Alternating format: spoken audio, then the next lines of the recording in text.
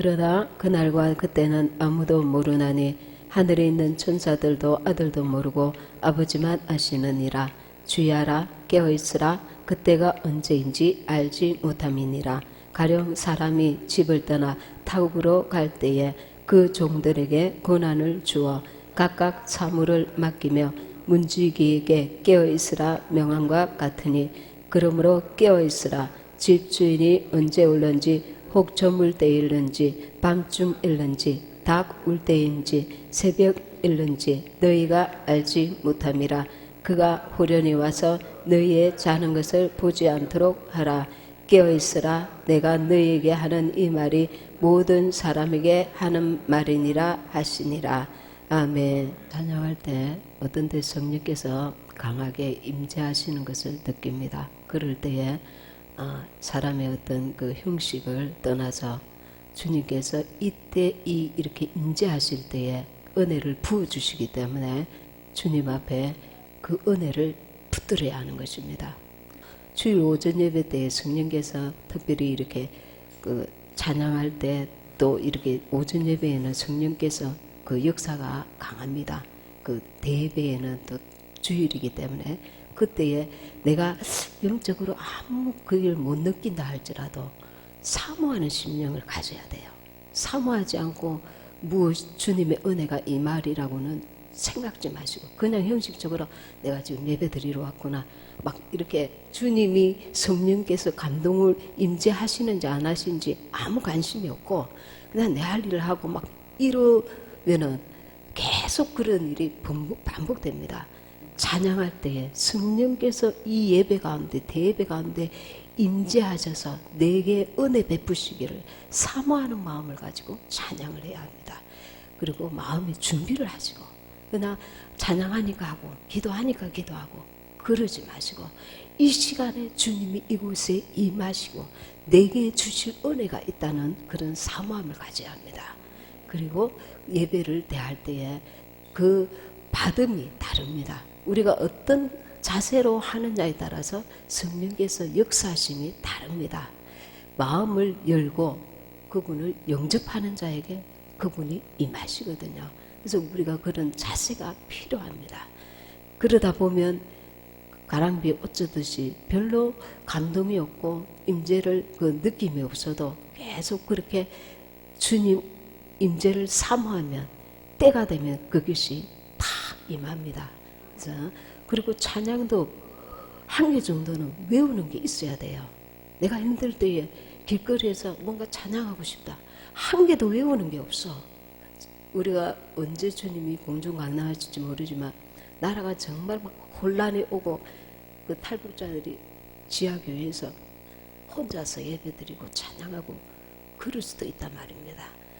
휴거가 그렇게 숫자가 안 많기 때문에 어떤 대환란 중간에 우리가 그것을 겪을 사람도 있단 말입니다.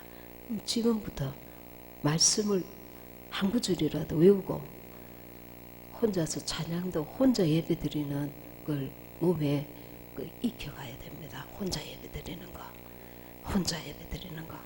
말씀을 한 구절 좀 이렇게 중요한 말씀들은 좀 머릿속에 외우시는 것도 좋고 계속 그걸 읽다 보면 어느 순간에도 많이 듣는 말씀들은 외워집니다. 성경도 가질 수 없고 찬양도 할 수가 없을 때에 혼자서 마음속으로도 말씀을 외우고 찬양할 수 있어야 됩니다. 내 스스로 내 신앙을 이게 미리 준비하셔야 됩니다. 지금은 준비해 놓아야 됩니다. 휴거가 될 자도 있고 혹은 중간에 남겨져서 극심한 환난 가운데 주님 그거 할 수도 있기 때문에 그래서 이 준비가 돼 있어야 됩니다. 우리가 세상도 준비가 하듯이 준비가 되어 있고 지금 세계 곳곳에 우리도 뉴스를 통해서 지진이나 홍수 지금까지와는 아주 너무나 다른 강도와 횟수가 굉장히 강하여지고 빈번해집니다. 이거는 마지막 때인 주님의 경고의 음성입니다. 그래서 아주 비참하게 막 땅이 쫙 갈라지면서 그 속에 그 인도네시아 그 마을 전체가 1000명 넘게 오히려 그 쓰나미와 함께 아주 수천 명의 그 실종자가 생겼다는 얘기를 들었습니다. 얼마나 그게 그 자연의 재해 앞에 그걸 보면은 얼마나 무서운지 모릅니다.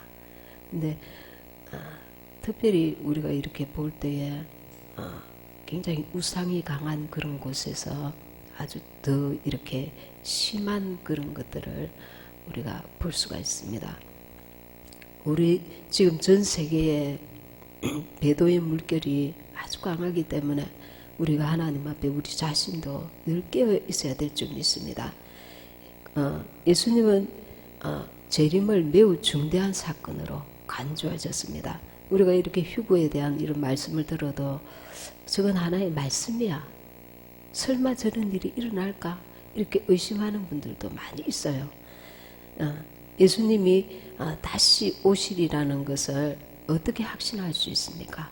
그거는 성경에 분명히 나와 있고 예수님의 초림 때에도 구약 성경에 그렇게 많이 예언되어 있었지만 막상 예수님이 오실 때에는 성경을 잘 아는 성경학자들도 믿지도 않고 그것을 받아들이지도 않았던 것을 우리가 알 수가 있습니다.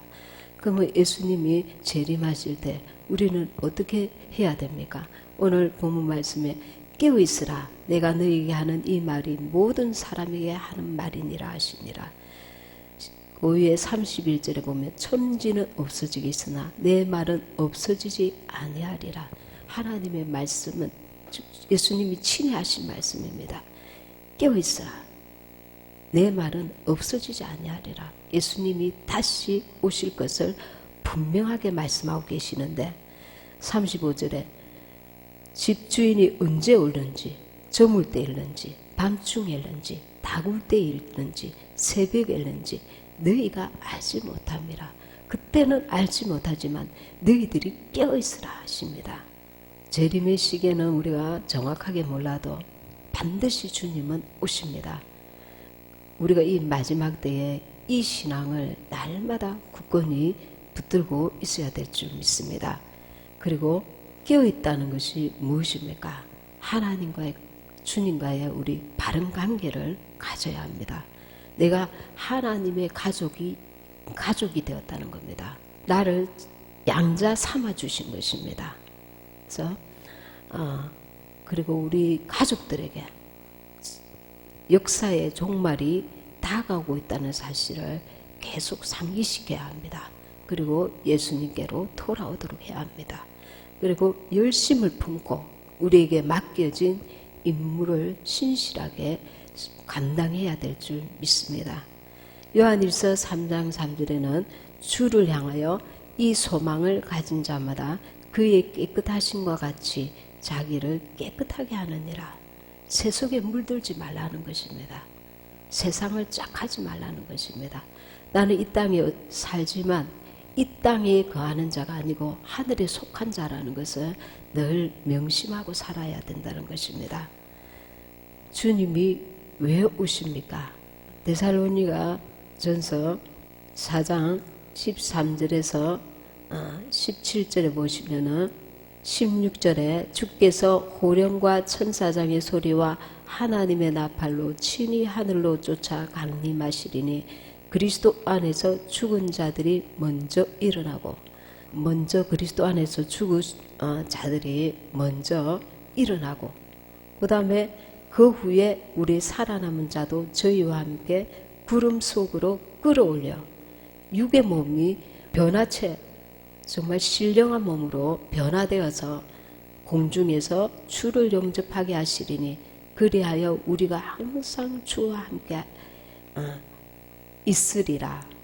그리고 18절에 그러므로 이 여러 말로 서로 위로하라. 우리에게 조금만 있으면 하나님께서 당신의 기도를 응답하실 것입니다. 당신의 그 문제가 해결받을 것입니다. 당신의 일이 형통할 것입니다. 하나님께서 당신의 그 소망, 그 기도 제목을 응답하실 것입니다. 당신이 기도하는 그 건강 문제가 해결될 것입니다. 이 여러 말로 위로하는 것이 아니라 주님의 그 재림, 공중 강림을 그 소망을 붙들으라고 위로하라는 것입니다. 지금 이때에 지금 이 마지막 때에는 어느 말로 위로하라는 겁니까? 주님의 재림을 소망하고 있으라고 위로하라는 것입니다. 우리가 예수님을 믿고 신앙생활 할 때에 원수가 여러 가지로 방해하고 힘들고 어렵고 낙심할 일과 넘어질 일들이 많이 있지만 이 여러 말로 서로 위로하라. 주님의 공중 강림, 주님의 재림을 사모하고 서로 이 소망으로 위로하라는 것입니다. 주님이 공중 재림하실 때에 나타날 우리의 영광을 바라보고 이 현실에서의 그런 어려움들을 인내로 이겨나가야 할 것입니다. 마가복음 9장 2절에 보면 엿새 후에 예수께서 베드로와 야고보와 요한을 들이시고 따로 높은 산에 올라가셨더니 저희 앞에서 변형되사 그 옷이 광채가 나며 세상에서 빨래하는 자가 그렇게 희게할 수 없을 만큼 심히 희어졌더라. 이에 엘리야가 모세와 함께 저에게 나타나 예수로 더불어 말씀하거늘.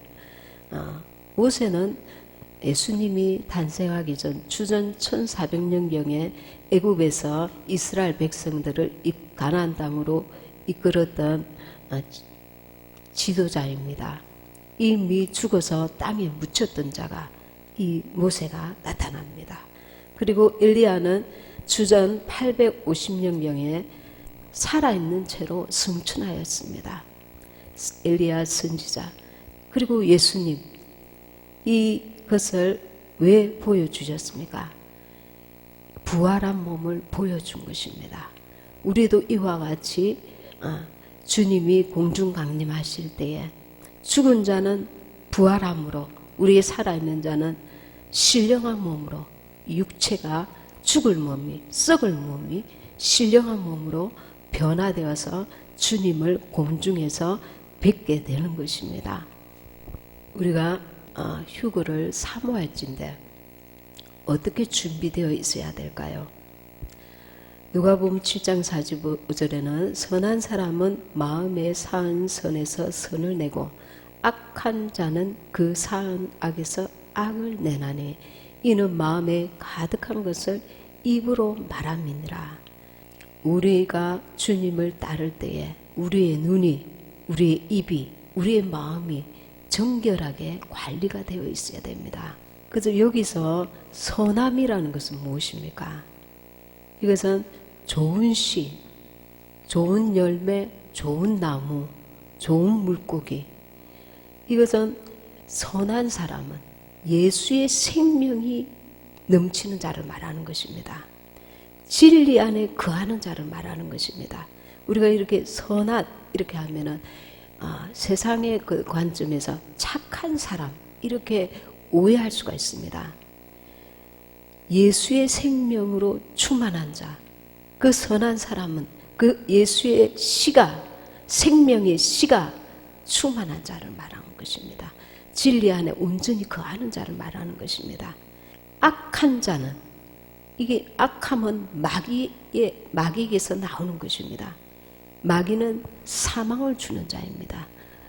육신에 거하는 자인 것입니다. 그 영혼이 죽어가는 자, 썩어가는 자인 것입니다.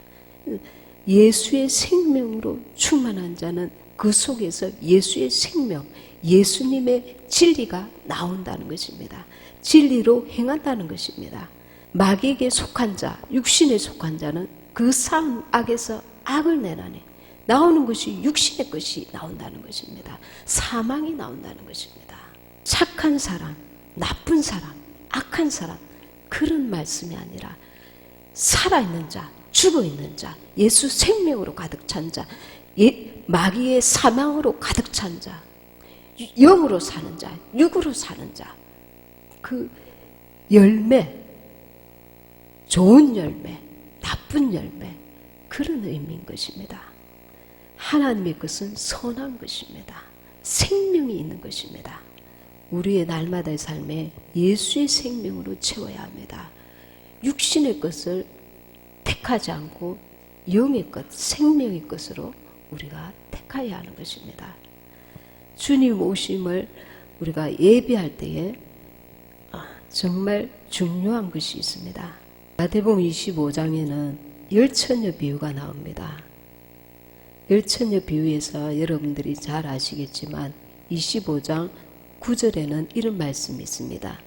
설기 있는 자들이 대답하여 가로되 우리와 너희의 서기에 다 부족할까 하노니 차라리 파는 자들에게 가서 너희 쓸 것을 사라 하니. 우리는 들림받은 다섯 처녀, 미련한 다섯 처녀에 대해서 말씀을 많이 들었습니다. 근데 거기서 이 무슨 구절이 있습니까? 너희 쓸 것을 사라 합니다. 사라는 것은 대가를 지불하라는 것입니다.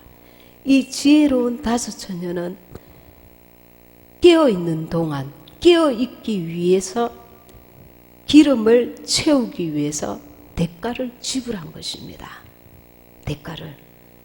쓸기 있는 자들이 대답하여 가로되 우리와 너희의 쓰기에 다 부족할까 하노니 차라리 파는 자들에게 가서 너희 쓸 것을 사라는 것입니다. 너희 쓸 것을 구하라 하지 않고 돈을 주고 사라 합니다.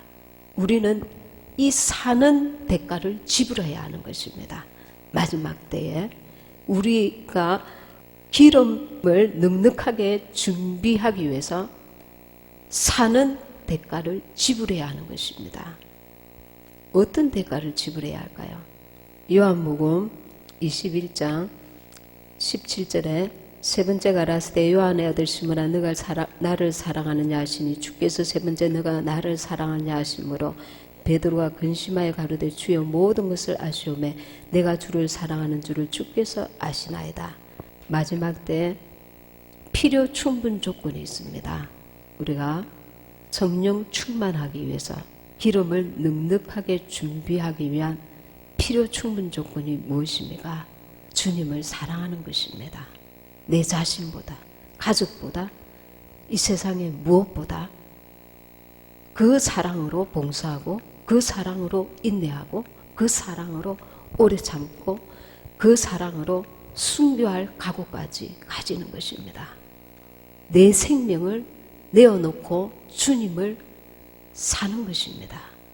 요한일서 3장 16절에 그가 우리를 위하여 목숨을 버리셨으니 우리가 이로써 사랑을 알고 우리도 형제들을 위하여 목숨을 버리는 것이 마땅하니라. 우리에게 엄청난 것을 주님이 요구하고 계십니다. 네 목숨을 내놓으라는 것입니다. 나를 사랑하면.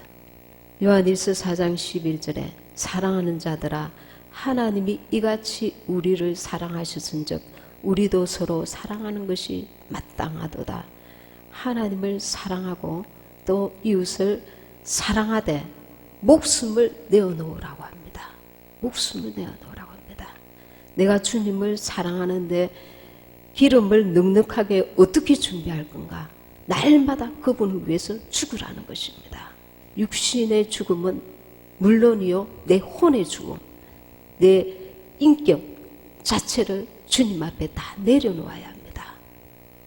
나의 고집, 나의 판단, 나의 생각, 나의 기준, 나의 판단, 내가 죽어야 예수가 내 안에 사시고 그래야 주님의 일꾼, 주님의 신부가 될 수 있는 조건이 있는데 생명을 다하여 주님을 사랑하는 것입니다.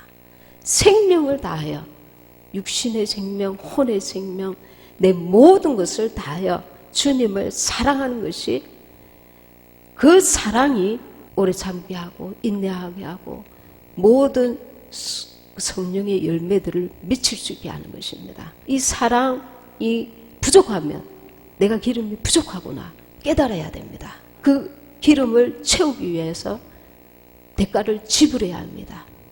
기도의 대가, 주님 앞에 독대하는 그 대가를 지불하고 주님의 영으로 채워서 내가 주님을 이 세상에 누구보다 무엇보다 내 자신까지도 내려놓고 주님을 사랑해야 합니다. 그 대가를 지불한 자가 기름을 넉넉하게 준비한 자인 것입니다. 지금 당장 나는 내 생명을 주를 위해서 다 내려놓을 수 있을까요? 나의 모든 것들을 주를 위해서 다 내려놓을 수 있을까요? 내 가족보다도 내 자신보다도 무엇보다도 주님을 내가 더 사랑하고 있을까요? 이게 필요 충분 조건입니다. 기름을 넉넉하게 준비한 자의 모습인 것입니다. 사야 합니다. 값을 지불해야 합니다. 성령께서 충만히 나를 이끄시고 인도하실 수 있도록, 그리고 난 후에 순종의 대가를 지불해야 합니다. 회개에 합당한 열매를 맺어야 합니다. 기름을 사라고 합니다. 너희 쓸 것을 사라. 차라리 파는 자들에게 가서 너희 쓸 것을 사라 합니다. 미리 사야 합니다. 미리. 지혜로운 슬기 있는 다섯 처녀처럼 미리 준비해서 사 놓아야 합니다. 그러면 우리는 날마다의 삶에 이런 열매들을 맺힙니다. 빌립보서 4장 8절 보면, 빌립보서 4장 8절 9절 제가 읽겠습니다. 정말로 형제들아, 무엇에든지 참되며 무엇에든지 경건하며 무엇에든지 오르며 무엇에든지 정결하며 무엇에든지 사랑할 만하며 무엇에든지 칭찬할 만하며 무슨 덕이 있든지 무슨 기림이 있든지 이것들을 생각하라. 너희는 내게 배우고 받고 듣고 본 바를 행하라. 그리하면 평강의 하나님이 너희와 함께 계시리라. 평강의 하나님이 언제 역사하십니까? 종말로, 지금의 종말의 때입니다. 우리가 참되지 않을 때, 경건하지 않을 때, 무엇이든지 오르며 이거는 옳지 않아도 될 거야가 아니라 무엇이든지 오르며 무엇이든지 정결하며 무엇이든지 사랑할 만하며, 이것은 이 대상은 내가 사랑하고 저 대상은 사랑하지 않을 거야가 아니라 무엇이든지 사랑할 만하며 무엇이든지 칭찬할 만하며, 주님은 자비의 하나님이시기 때문에 나를 통해서 다른 사람에게 칭찬하고 위로하시기 원하십니다. 무슨 덕이 있든지 무슨 기름이 있든지 이것들을 생각하라. 우리가 주님 성령의 기름으로 충만할 때, 주의 영으로 충만할 때 우리가 정말로 참되며 경건하며 오르며 정결하며 사랑할 만하며 칭찬할 만하며 덕이 있으며 이렇게 된다는 것입니다. 종말의 때니까. 종말의 때가 아니면 실수하고 넘어지고 또 되풀이하고 시행착오하고 그럴 시간과 여유가 있지만 지금은 종말의 때라는 것입니다. 종말의 때에는 마귀가 우는 사자처럼 두루다니며 삼킬 자를 찾는다 했습니다. 그래서 말 한마디도 생각 하나도 행동 하나도 마치 주님이 나를 통해서 하시듯이 우리가 절제하며 행하여야 하는 것입니다. 원수에게 빌미를 주게 되면 원수가 나를 통해서 계속 악에 악을 더하게 하는 것입니다. 하고 싶은 말이 있어도 참고 인내하고 주님을 사랑하기 때문에 참아내고 인내하고 견뎌내고 오래 참고, 우리가 참지 못하고 입으로 뱉어버릴 때에 주님 앞에서 이 물을 쏟아버리는 것하고 똑같습니다. 마음에 있지만 내가 주님으로 참을 때에 나에게 참 인내의 열매가 맺어져 가고 있는 것입니다. 이 열매가 맺어지려면 탁 깨뜨려버리고, 맺으려고 하면 입술의 그 열매, 입술의 열매가 얼마나 중요한지 모릅니다. 하나님께서 천지를 입으로 창조하신 것 같이 예수 믿는 우리의 입술을 통하여 주님이 얼마나 많은 일을 하시는지 모릅니다. 그래서 우리의 입술은 주님의 거룩한 도구가 되어야 하는 것입니다. 말할 때에, 생각할 때에, 행할 때에 우리가 내가 주님으로 살리라. 이 마지막 때에, 그리할 때에 평강의 하나님이 너희와 함께 계시리라.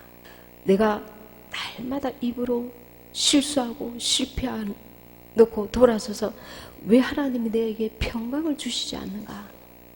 그리하면 아니, 그거는 하나님의 뜻이 아닌 것입니다. 주님의 평강이 나를 계속 이끄실 수 있도록 내 입으로 화를 쏟아내고 분노를 쏟아내고 혈기를 쏟아내고 불평을 쏟아내고 원망을 쏟아내고 낙심을 쏟아내고 절망을 쏟아내고 절망할 수밖에 없을 때도 주님이 나와 함께 하신다.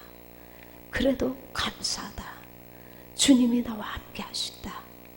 원수가 이런 환경을 통하여 나로 낙심케 하는구나.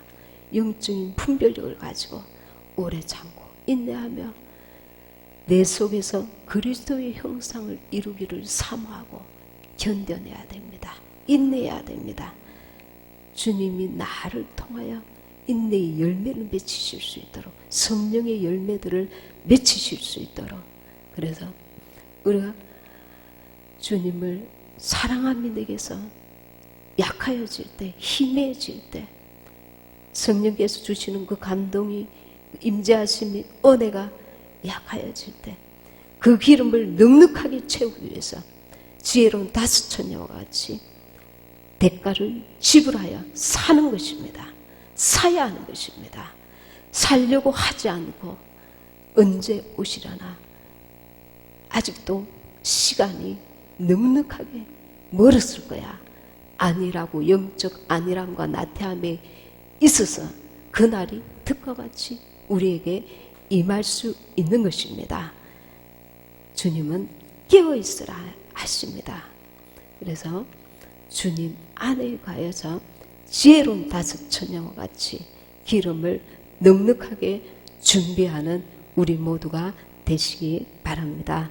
말씀 생각하시면서 기도하시겠습니다.